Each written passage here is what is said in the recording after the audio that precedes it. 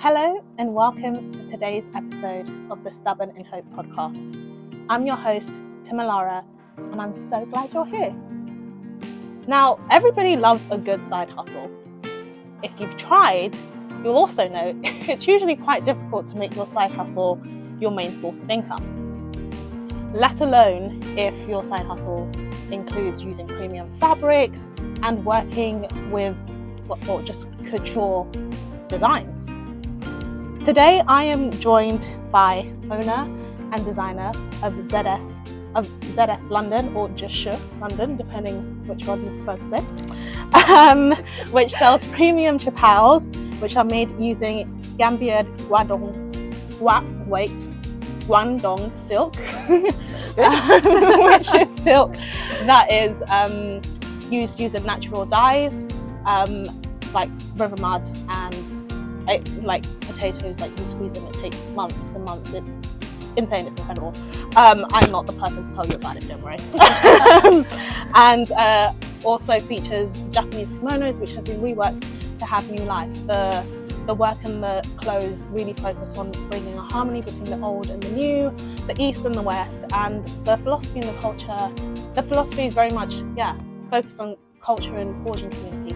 Ladies and gentlemen, please welcome Sue. Hello everyone. It's my pleasure speaking to Tammy, and very interestingly, we met when I did my your second pop-up. Yeah. And she became my model in my first ever fashion show and catwalk. And I remember I was still at my studio, not far away from here, and she was lovely. She looked so confident and natural in front of the camera. So anyone, if you are listening and looking for a model, this is your girl, okay? Thank you. Making me blush. No, it's so great to be here. Like you say, we met up at a pop-up, and now I'm like sat in your store, and I'm just like so proud. It's just incredible. It's incredible. It really is. Let's do an icebreaker question. Yeah. You can choose, actually. I've got two options. Would you like a superpower related one or a childhood related one? Oh, let's do a superpower related. Would you rather have invisibility or flight? Oh, that's an interesting one. I wasn't expecting that. Maybe. I don't really know. Is that a good thing or bad thing? I don't know. Maybe knowing too much or not knowing enough. Yeah. So I mean, like if invisibility or flight. Oh, yeah, okay. Yeah. Invisibility or flight. Yeah, maybe, but I mean, it's very difficult to choose because sometimes I'm thinking, I can. Well, it's interesting to stay invisible, but sometimes do I really want to? Though? Yeah. Unless I can choose when I can be. Yeah, I'll say you can choose. You can choose. Okay. Yeah. I'm a extrovert, I would say, and I can imagine many entrepreneurs are. I'd rather stay more visible. Okay. So flight then, maybe. Yeah, probably. And then you can get to your different things quicker. Yeah, exactly. For invisible, maybe sometimes might need a bit quiet time. Yeah, just want me time, maybe. Yes. Yeah. But at the moment, as you know, I got a 9-to-5 job, and this don't really have them many me time. My me time is squeezing to maybe just sleep for a couple of hours. And that's it. Yeah. Okay, we'll go. I'll take flight as your answer then. Okay. Yeah. Good choice. Solid choice. Okay, so no, that was a very silly way to get to know you. I love that. Yeah, I never got to ask something like that, but that's new, interesting. But now let's try and get to know you properly. Yeah. So for the audience, tell us, what first brought you to London? Was it work or was it your passion? And Well, brought me to London. It was study. And believe it or not, I studied nothing related to fashion. I started doing degree in finance and accounting. Very boring, many might see. But you know, it's easier to get a job. And as Asian and I would say many immigrants, we might know we have to have a job like a source of income, or no one gonna sponsor you or be able to stay here in the UK because we're not born here, and it's much more difficult for someone like me to stay in the UK and find a source of income. So that's how I landed in London, and I found a job like most people did. Although I remember the time we didn't have post-study work visa, so it made me very difficult to find a job. Plus, the time I finished my degree was a weird time zone. So at the time, most large companies stopped interviewing and everything, recruiting people. But very luckily, I just fit in. Again, I was like so shameless and asking HR, "Don't you have a summer intake? Can I just drop that? Just let me find a round." And yeah, here you go. So that's how I landed in London. A little bit background. I would say it's always my passion about fashion and traditional clothes and traditional culture, because I spent 2 years in Suzhou, which is a beautiful city in southern China, studying there. It got this private gardens. For those of you who haven't been there, it's absolutely stunning, and it's the Eastern philosophy deeply rooted there. You can see it's not the Western so flashy and everything's right in front of you. Whatever you just got to show it. It's not that sort of beauty there. It's rather you have to take your time to absorb and actually, experience it. And it's very subtle, but very elegant at the same time. That's very East sort of philosophy. So I think I sank to those 2 years, and many of them I was supposed to be studying. I was just, spinning in the private garden, sitting there, and I don't even know what I was just having a good time. Yeah, I know, exactly. Sitting there, absolutely doing nothing, drinking some tea, and just when I finish, I go back and I write a blog about it, But it's just actually, it's a way that actually I'm absorbing other energy, absorbing the culture, absorbing the good environment, and listening to the traditional talks and everything. That actually helps. Maybe in a way that I didn't even realize at the time. So coming here, and so it's just all started. I started wearing traditional clothing. I got so many compliments. People's they're people in London and people in the UK, they're the best. I got so many compliments saying, "Oh, I love your clothes." In China, I rarely got such compliments. People are very, they don't always say compliments very easily, because this is just the Eastern culture and Asian culture. That's really interesting that people have been so open and complimentary and really enthusiastic. Because so, for the audience's benefit, my husband is Chinese Malaysian, and when we've been talking about what it was like for him growing up in London and stuff, it was when we were younger, it wasn't cool to be Chinese. It to have Chinese heritage, it was very with his lunch, he wouldn't want to bring in lunch from home, because he would just be like, "Please just make me a sandwich," so nobody says anything about, so I think it definitely has changed as we've gotten older. By the way, it's just like the Crazy Rich Chinese, whatever, that show. Oh, Crazy Rich Asians. Yeah, that one. Yeah, exactly the same thing. So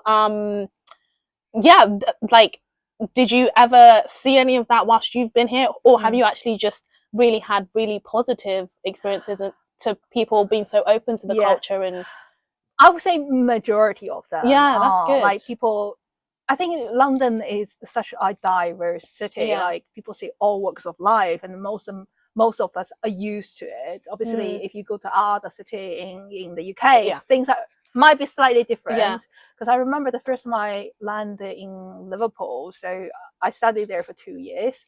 The university is very diverse. We've got tons of, because we got this cooperation with a Chinese university, so we've got a lot of Chinese students coming to Liverpool city and live there. But I remember I was crossing the Merseyside River, which is a rather smaller town center sort of thing. There's a lot of residential and very local people live there, and I visited that on a day trip with my friends. By the way, who's black, and the men. So we were there having fun, sightseeing. We're not doing kissing or anything crazy, because we're just friends. And every single person was staring at us what is this Chinese girl doing with a black woman? What are they doing here? That sort of look. It's not friendly look. Yeah. So I had that. Yeah. And some of the like weird hi, ni hao, but the ni hao means hi in Chinese. Yeah. It doesn't really mean ni hao. You can tell. It's more like Yeah. a pickup line, or they see it is most of the ni hao in a weird way, and it's from the people who are not well educated and just want your attention, and they would say it more like a pickup line and say ni hao in this weird tone. Oh, okay. And obviously you knew in the first instance they don't really mean ni hao. I explained this many times to my friends, and they don't really get it. I was like, of course you wouldn't get it because you're not Chinese, you don't feel it that way. Yeah. So yeah, I had a lot of that. Like I even remember like some of the people, it's like a complete stranger. I was walking on the street and I think he's a bit drunk anyway. He was like looking at me and saying, look at her whole flat that knows this. I was like, excuse me. Oh wow. Okay. I don't even know him. So yeah. I got that. Yeah. But I think most people, especially the people who are well educated, they love to know the new culture because we always say this, we have to think about the future, and human being in this planet, we are actually living on the same planet. Country or politicians or cultural differences, put that aside, we're all human. So we should be appreciative and understanding, accepting other people, allow people living the way they want to be, as long as they're not breaking the law or kill or harm anyone. They're supposed to be allowed to live in a certain way they like and they already enjoyed. So yeah, I got a lot of not only Chinese customers, I got a lot of like white customers and black customers, like just all walks of life, and from the East, and they come here and they really like the craftsmanship because it's not just culture that I'm trying to let the world see, but it's also clothing. It's the thing that in Chinese we say 先敬罗衫后敬人, which means you see how people dress up first, and then you would think about the way you should treat them because you respect. This is similar. We've got the way you dress is the way you'd be addressed. Exactly. So this is the most obvious thing that when you meet a stranger or a person you've met for the first time, you think about how they dress up and how they want to position them. That's why when we go to a professional setting, we want to dress up. We want to look in a certain way. And clothing is also something that sits very close to your skin. The first thing you feel is the clothes you wear. It's not only the functional thing, but it's also showing your character, your culture, your background, and your taste as well. So yeah, that's how I see it. And then sometimes I go to the museum, particularly like V&A, so like gallery sort of thing. I got people like coming over saying, I really love your dress. I'll say, I designed it. And they're like, wow, this sounds amazing. I'm like, do you know this is called Qitao? And I got some like fashion designers saying, yes, I know. I own a few. I'm like, wow, I'm very impressed. That's cool. Okay, so you started getting the compliments. At this stage, were you already designing? Were you like, how did you tell us about like the genesis of ZSLondon? I think it's like, just like many people, it doesn't start it overnight. It's like a few things build up towards it. So I remember when I was young, I always enjoyed crafting small things. Although maybe not sewing. Sewing I only pick up when I was much older. I think like in high school, we got extracurricular activities that we called in China. Because in China, we're doing the college entrance examination, which is very competitive. Most schools are not allowed to do anything other than that, and people studying 24/7 pretty much.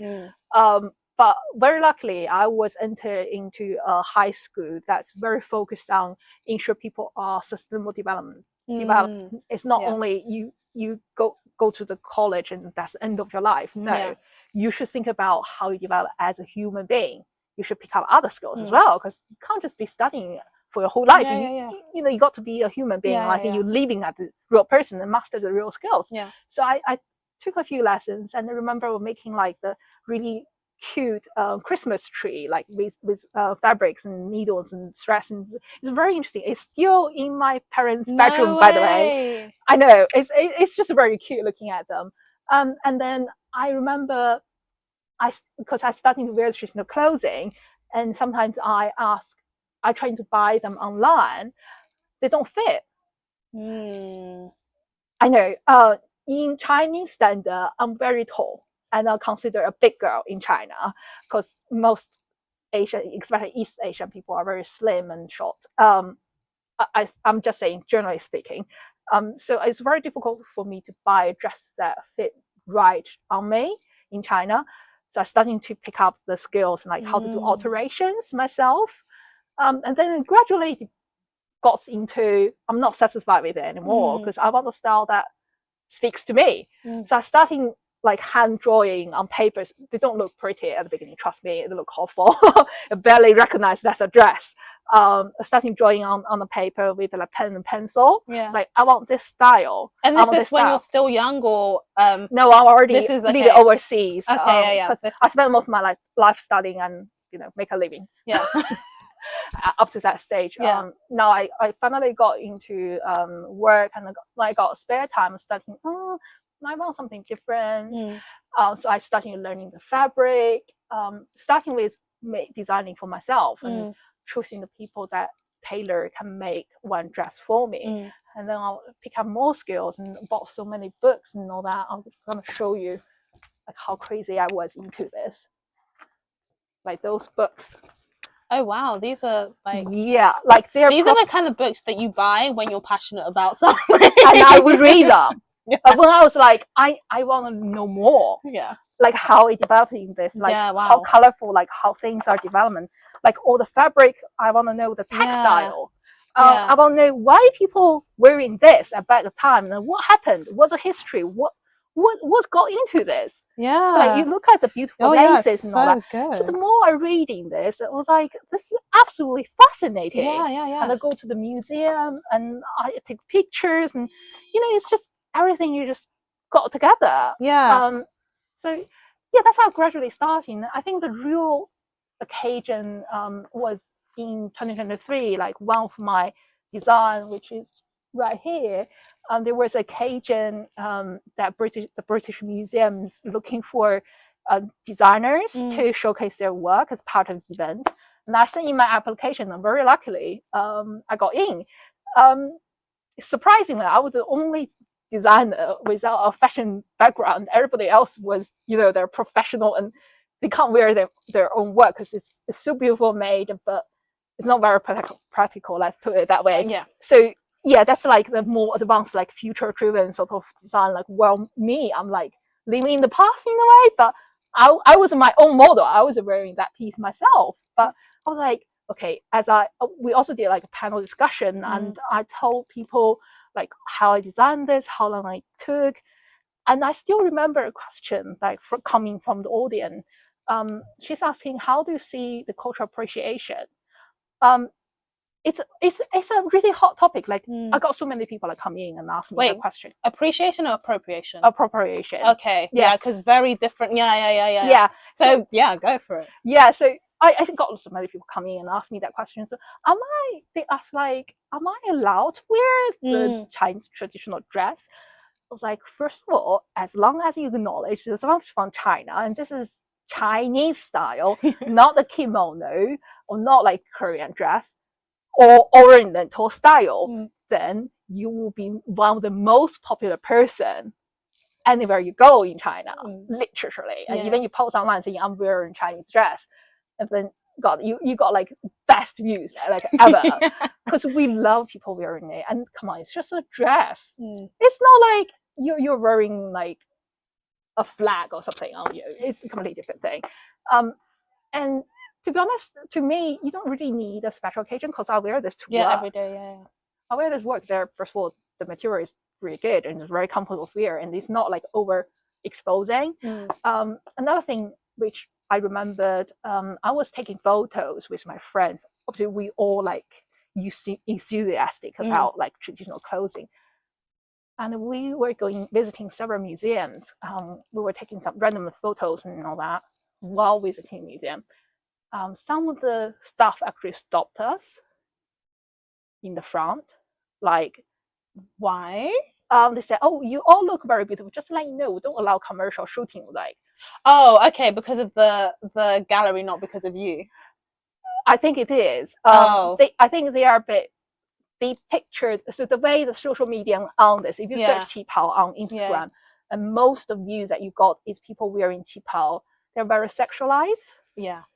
And if you look at the movies that actually made by the Western people, you would think the people wear like super short skirt, and it's very cute. Don't get me wrong, and they're very sexual, but it's just not very proper dresses. They don't recognize this is actually a traditional costume that you are allowed to wear in public, and they are appropriate. It's not like some costume that you wear just for taking commercial shoots. Yeah. I think this is the lack of acknowledgement, because Chinese people just want to blend in rather than showcase the cultures. We need more people actually wearing them. Yeah. But good thing is about a lot of my customers, they're young. They are maybe recent graduates or just start working or been living here for a couple of years. They're wearing this to graduation ceremony, wearing them to wedding. They got so many compliments, and they came back and sending me photos saying, you have no clue how many compliments I received. And everybody's saying this absolutely looks stunning off the world, because you don't see this normally anywhere in the world. And I was like, I'm very glad to hear, because it should be worn by the most people. All the culture gonna die down. No one gonna wear them anymore. Who's gonna remember this is one of the traditional costumes that we wear? And it's just very interesting to hear how people position themselves. I went to one of the trade show as well. It's a national wedding show. I'm not sure you heard that.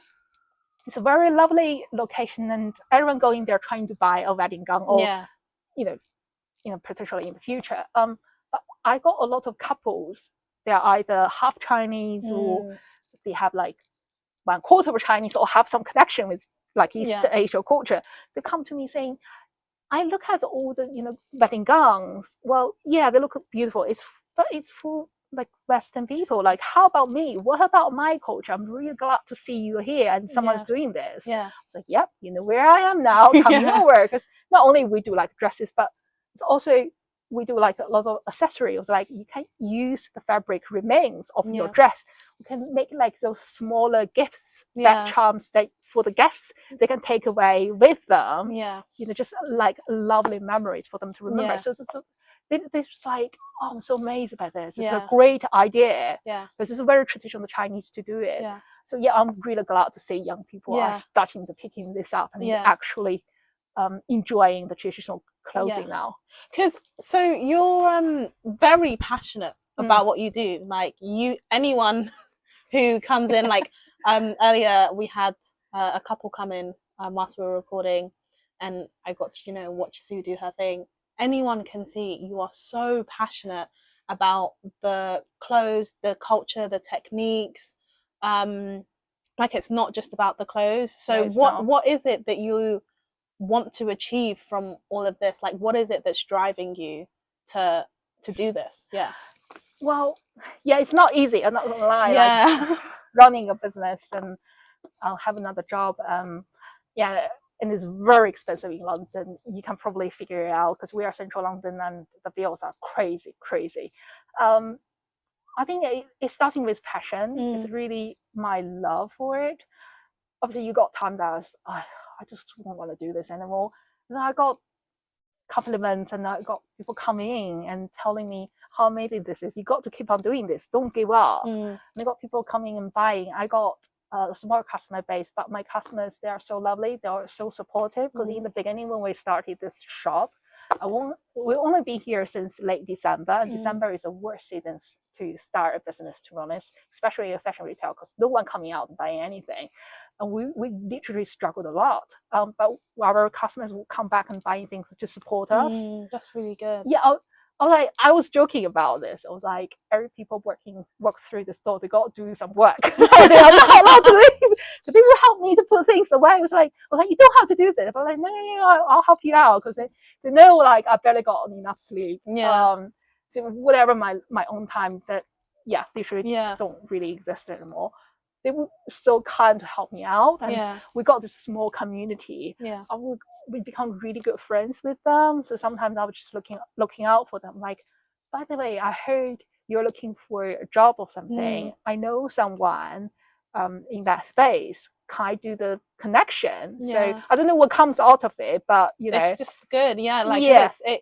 you're building community. Like you're not, like you were saying earlier, off camera, like it's not just transactional. It goes beyond that. Exactly. Yeah. So we are doing a lot of workshops as well. So bringing people together. We do like scrunchies making using the remaining fabrics, not only saving the planet, but also is for people, a lot of younger people coming here because they never used threading needle in their life or sewing machine in their life.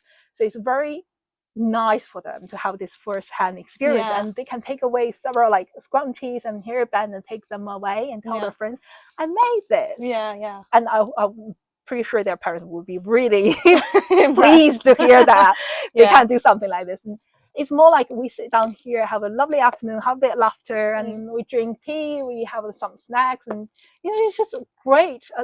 I tell you what, my cousin and my friends, they're the best. They're just the best person in the world. You'd be surprised, like they very fastly, once they gone through the whole like procedures and techniques together, to become friends. And there's new friendship building up from here. I know it's very small, like we try to contain the workshop size to a smaller circle, so everyone got a chance to speak to another person. So it's gradually picking up, and they've got people like keep on coming back because they say, I learned this, I want to learn another new thing, and now I want to do another one. And it's just helping each other out and spending some quality time together. It's not just, oh, you just got here, you got to buy this, and oh, you're not allowed to do anything. It's not traditional. Exactly, because I hate doing that, because I'm not in that business like trying to make a huge profit from selling the clothes, because to be honest, the profit margin is very low given the cost and everything. It's more like we want to, the root of the traditional Chinese culture is about human. It's the essence of it is the development of human, sustainable development of human, and how to build up on that. It's not just clothing, it's not just like doing a few craftsmanship, because it's not long lasting. After you've been here maybe 1 hour or a few days, you forgot about it. But it's the thoughts and the images and the experience that you would always come back to. Or I had a really good afternoon, I made new friends, I learned a new skill, and I really enjoyed it. And I think I should look for more like this in the future, and I should get close to a community like this. It's building the bonds. And because a lot of young Chinese students come overseas, they're, to be honest, very lonely. Yes, you got friends, you got classmates and all that, but sometimes it's just not enough. It's just your parents are away, your relatives are not around you, your friends, most of them probably in China or in another country, while you like just wandering around in a completely foreign country, and you don't know how to figure things out. But we like allow them to come over to a space that is really safe for them to share, and they can learn something new.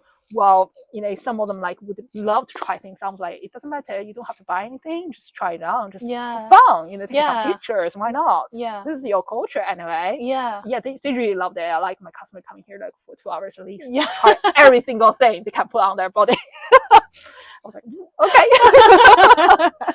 But you know, women, we always see someone else wear something better than us, and then we just can't let it go. So oh my, it's so nice, because it's you know, you've touched a few times about like not having a life because you just don't have time to sleep. So it's so good to know like your customers, like they come here, they find community, they build community, and that keeps you going as well. And it keeps you like, no, this is worthwhile. And like, it's the passion that then couples with the community. And then so let's talk about some of those challenges that you've had, because I mean, I imagine juggling this and work will be part of it. I remember when I first met you, your pop-up, you had taken annual leave to do your pop-up. Now you're, you know, you're still working, but you've got the store open like 5 days. No, it's Saturday and Sundays fully open in the afternoon, so I can sleep a little bit longer in the morning.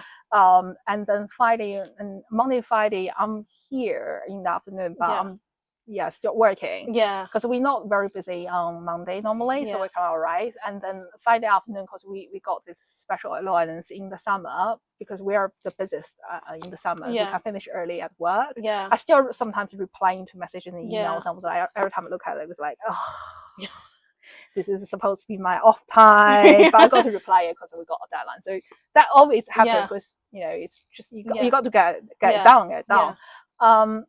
So yeah, how's that been, like balancing your day job, as it were, with balancing all the demands of the business? Like you know, it's not just designing the clothes or doing the alterations, it's also social media, it's the website, it's paying rent, it's so many things. Like every single thing. What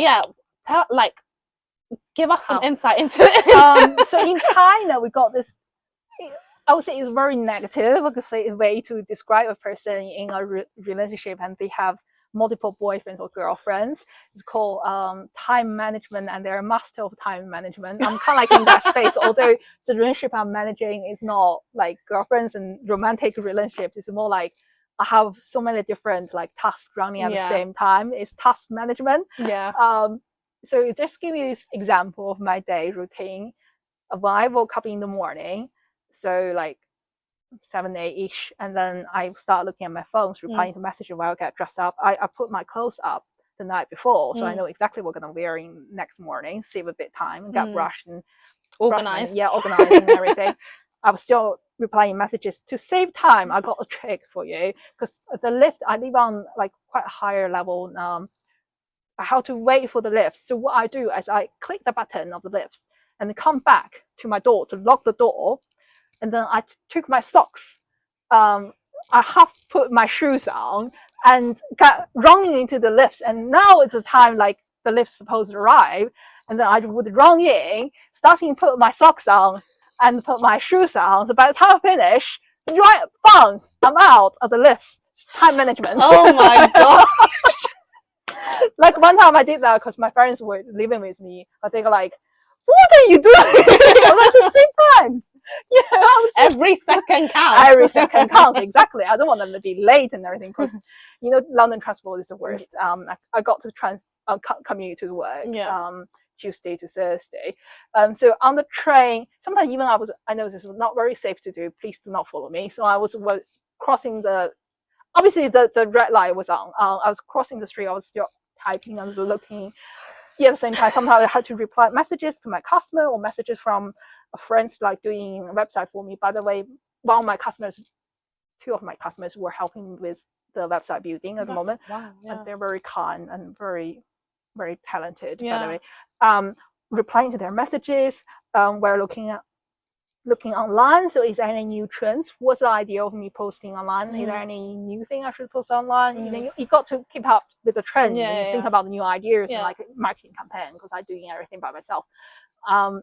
While I was sometimes checking on my work phone saying, are there any new emails coming here? Yes and no. Sometimes I just reply on both at the same time on the train, but very luckily I live in the last stop in Elizabeth, so you can actually just I can sit down in most occasions, but sometimes no, because it's got like some of the distractions. You never get a seat on train sometimes, but most situation I would.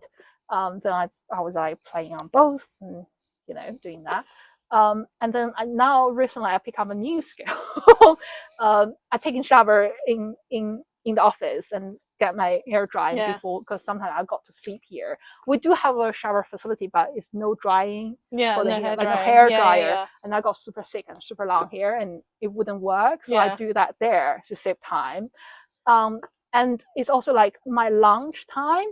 Sometimes I got like just meetings, which I couldn't miss, obviously, but I would use my lunch hour to do some of the lunch and learn session for entrepreneurs, because of follow a lot of community, and they would send messages and saying, "Oh, we got this session." Some of them are very useful, by the way. I was like just learn that while I was eating. Instead of listening to music. Then after that, doing work and everything. Occasionally something popping up, I'll just have to go on the phone and quickly replying. But most occasions were fun. And then by the time I finish, I was just coming straight here or going networking, because I forced myself to do 2 networking. Not August, because August is, there's no proper networking. But I forced myself to do 2 networking per events per week. So this is not putting this woman does not sleep, ladies and gentlemen. Please continue. So it kind of put me out of like the daily operation of this, although there's a lot to do, but you got to think about the connection and the future development of the business as an entrepreneur. So it forced me to think about this in a different way, because although I'm not looking for, like, I'm not doing teaching or anything, but this is a really good practice and help me build a profile, because it's really easy for you to wear your clothes and like standing in front of a person or sitting in front of a person, tell them about it. They will see and feel it from you. It's always a person that people really love first, and then they fall in love with the brand maybe later on. So it's just like, it helps really. But networking, as always, is not really, you don't really get benefit from it immediately. It's just gradually building up, like putting yourself out there and challenge yourself, like put myself like out of my comfort zone. So that helps. Then I get back here. Sometimes I've got clients appointments. Sometimes I don't. So I do alterations. I do designing. To be honest, I already have a queue for designing bespoke services for a lot of my customers, and I'm like scratching my head. I'm like, when I'm gonna find time for it. Sometimes I do that when I have my iPad around me, and on the train back home, I was, drawing on the train. So again, saves some time, so I can have some like quality sleep. Wasn't that it doesn't really exist at the moment. So so a lot of like multiple and always, I would say sometimes just say no. To be honest, a lot of my clients, they want things like that. But a lot of my work, they're handmade and hand stitches. It can't be finished like that.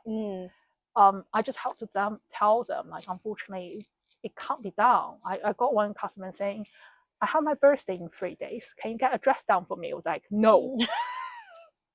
And that's a big skill, to be able to say no, because it transforms everything when you know that no is a full sentence. Like, I was like, I obviously say it nicely, but I was like, you have to tell them it's not going to work, because the design time, I need to pick up the fabric for you. You have to think it through. Like, I got like 600, 700 different type of fabric. You have to pick up the one that you like. That's probably going to take a day or 2. And then I have to design it for you. I need a bit of time to think about it, because the idea, it doesn't just naturally emerge. They take a bit of time to take and think about the style that you normally like, you enjoy. So I have to take everything, all the factors into one place. That normally takes, let's say, a week to be safe.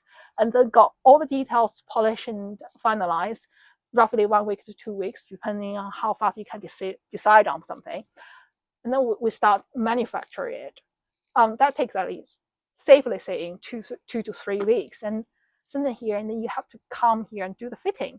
Just in case, I got customers lost 5 kg within a month. Oh, wow. Because they are on diet, without telling me, by the way. I was like, I'm going to need to completely alter this. I was like, yes, we included the fitting as part of the package, but I would really appreciate if you have told me that you are on diet, you might lose a few pounds. So I know we probably need to, do the sizing slightly different, because yes, it's easier to like alter clothes from larger to smaller than smaller to larger, but it's a lot of work, as as you can imagine.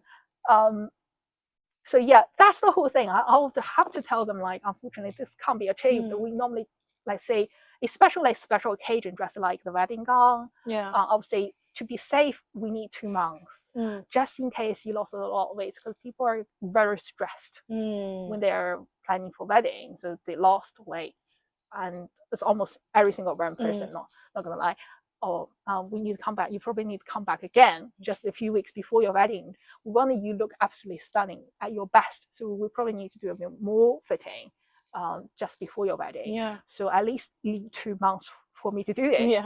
For day-to-day wear, normally like 6 weeks, 4 to 6 weeks, we should be all right. But it's not, you're not buying a fast fashion. It's not mass produced. It's more like you're buying a piece of art and a piece of history as well.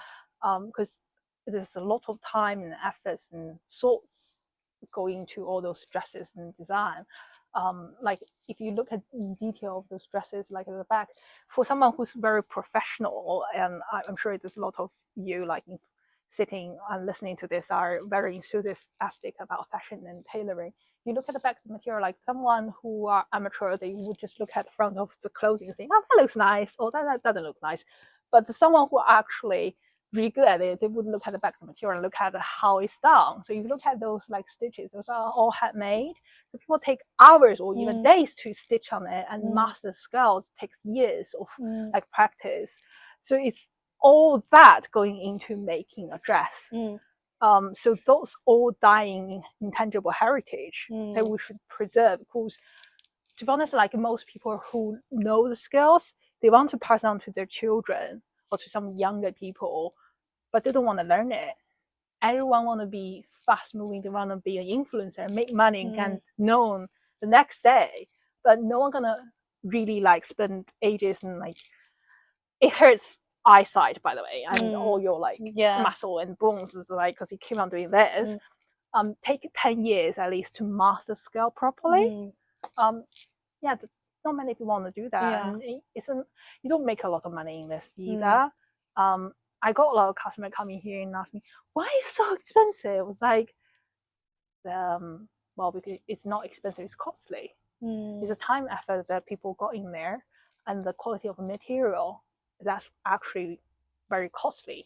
It's not expensive. Expensive is when you're seeing something that's the price doesn't really speak for it. Yeah, to match what it is supposed to be. Yeah. And we are actually even really good price for what it is, really. So yeah, so it's just a lot of things going into this, and learn how to be the master of time management, whatever it's called. Not in the romantic setting, so in multi-task management. Exactly. So yeah, just doing that. But I think it's sometimes I just have to compromise. And just planning properly, because my calendar, I'll show you earlier, it's packed. It's crazy. So I got people like from other business doing collection on that. Sometimes just how to tell them like straight away. For entrepreneur like many of you there, it's just we don't have a lot of time. Time is always so important for us. Sometimes we just have to say no and turn people down, obviously in a nice way, because I always known for being too direct. But yeah, it's just you have to, if it's no, it's just no. Just don't put up with it, because you'll harm yourself and harm your health and harm the business as well. But at the same time, I think it's just a lot of help I got from the community. I call it community because we got a proper community now. In the past, it's just me. Now we got a great community supporters, and they will help me out. Sometimes it's just I've been complaining in the group chat and say, do you know what an awful day I had? Or I saw a little cat coming into the store today. Something very silly. They got a reply, and we have a laugh, and then make me feel better immediately. It's every little count, I would say. That's so lovely. Thank you. I was gonna ask you, but you've actually already answered it. Oh, so fantastic. I'll tell you. I was gonna ask you like what you would say to like entrepreneurs who are going through like the hard phase, like because we like to say be stubborn in hope on this podcast. But I feel like you've answered it. Is keep going, learn to say no, be a master of task management, build community. Exactly. Would you say that's the first summary? Very good summary. Excellent. Well, yeah, I mean that's all like the different questions that I had to ask you. Excellent. It's been so lovely, like Same being here. here, listening to this, like gaining so much like knowledge and insight into your life, your business, your passion. But yeah, like tell the people where they can find you, like online, in person. Oh yeah, definitely. We have actually 2 websites now. We have a I'll send you the link. And I'll put it in the description. So we have like a website. Bear in mind, this is one of my customers who are not even based in the UK. I'm doing this for me for free, by the way.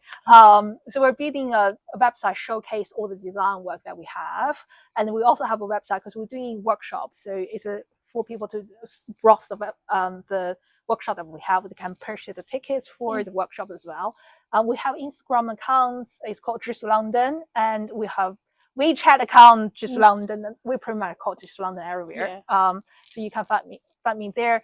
By the way, we are doing a showcase in collaboration with UNESCO and the Fan Museum, and we have funding and great support from the Nottingham Trent University, and we have supported by multiple different communities and people for a showcase of the traditional Eastern Asia culture in the Fan Museum by the end of August. So I'm very busy doing that and doing a lot of fitting, and we have the best the models coming from the community and supporting me, and we'll have so many volunteers volunteer their time and efforts coming here and getting the catwalk down. So I'm just real looking forward to that. Watch the space. I'm sure you're gonna see a lot more on Instagram accounts and everything else. So I have one more thing to add to that list I gave, is be shameless. Because when we were talking offline, I was like, how do you have a UNESCO event happening? She was just like, I'm just shameless. I just ask everyone for everything, and maybe people will say no. But I just don't care. In China, got really thick skin, that's what we say. Just ask. It never hurt. Obviously, you can tell when you are experienced enough. Like people coming through the door, I know quite immediately. Within 5 seconds to come through, I know whether I can predict, which is pretty much 90% accurate, gonna buy or not. Obviously, you can tell who. Doesn't matter how much he talks to them, they wouldn't be interested within. Maybe 10 seconds. And also the way you approach people. For example, I hope he's not watching, but a connection from Bank of China.